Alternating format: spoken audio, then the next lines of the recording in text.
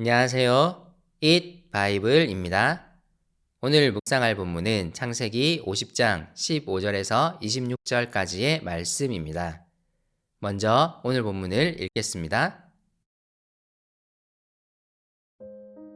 요셉의 형제들은 아버지를 여의고 나서 요셉이 자기들을 미워하여 그들에게서 당한 온갖 억울함을 안갚음하면 어찌하나 하는 생각이 들어서 요셉에게 전가를 보냈다.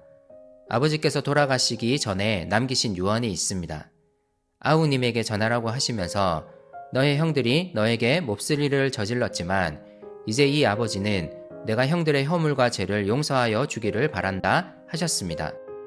그러니 아우님은 우리 아버지께서 섬기신 그 하나님의 종들인 우리가 지은 죄를 용서하여 주시기 바랍니다. 요셉은 이 말을 전해 듣고서 울었다. 곧이어서 요셉의 형들이 직접 와서 요셉 앞에 엎드려서 말하였다. 우리는 아우님의 종입니다. 요셉이 그들에게 말하였다. 두려워하지 마십시오. 내가 하나님을 대신하기라도 하겠습니까? 형님들은 나를 해치려고 하였지만 하나님은 오히려 그것을 선하게 바꾸셔서 오늘과 같이 수많은 사람의 생명을 구원하셨습니다. 그러니 형님들은 두려워하지 마십시오. 내가 형님들을 모시고 형님들의 자식들을 돌보겠습니다.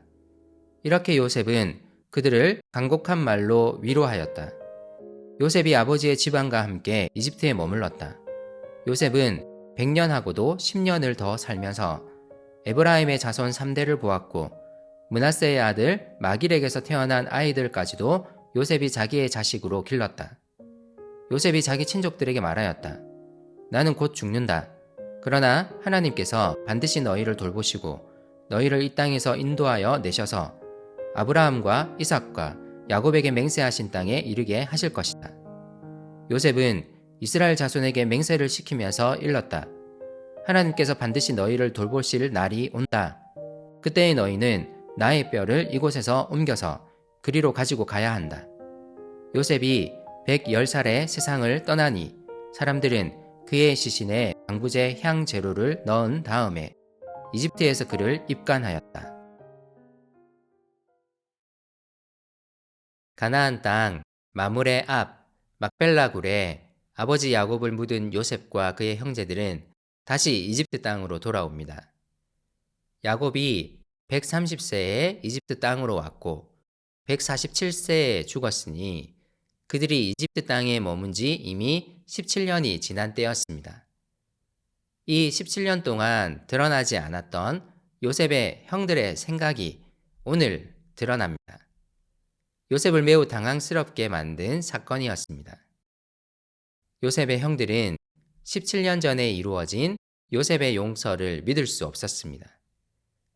아버지 야곱이 죽었으므로 요셉이 이제는 자신들에게 안갚음을 하지 않을까 걱정한 것입니다. 이들은 요셉에게 사람을 보내어 아버지 야곱을 방패막으로 삼습니다. 아버지가 요셉을 향해 형들을 용서하라는 유언을 남긴 것을 전하며 자신들의 죄를 용서해 달라고 간청합니다. 이 전가를 들은 요셉은 무척 당황스러웠습니다. 그래서 그는 형들의 이런 행동에 대해 매우 슬퍼하며 웁니다.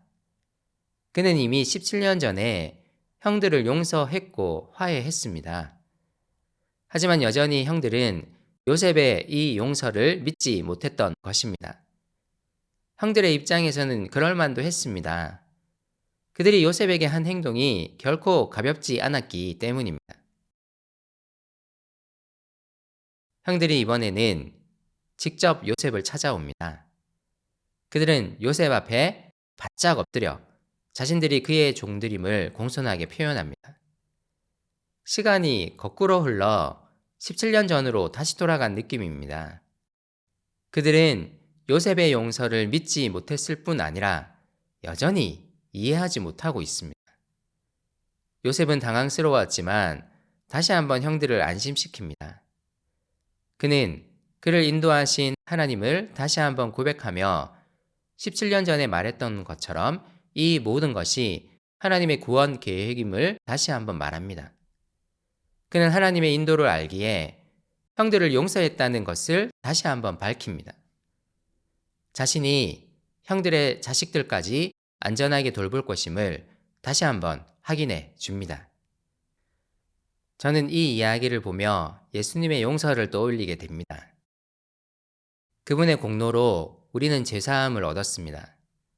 그럼에도 우리는 요셉의 형들과 같이 그 용서를 계속 의심하며 죄에 머물려 합니다. 우리는 기억해야 합니다.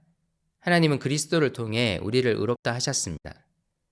그러므로 바울의 말처럼 우리는 더 이상 죄에 머물 수 없습니다.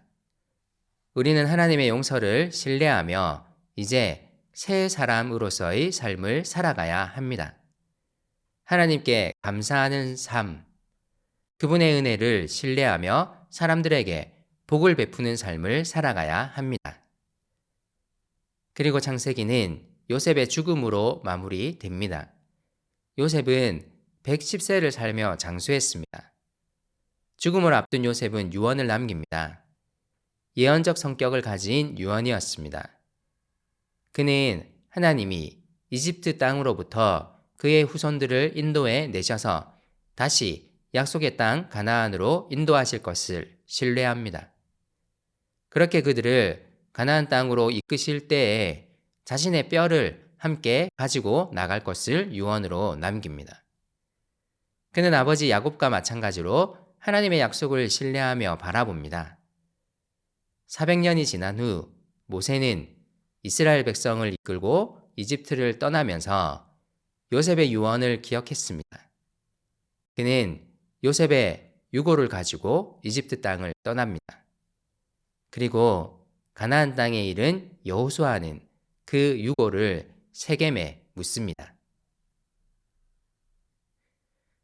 그리스도를 통해 우리와 화해하신 하나님의 용서를 신뢰합시다.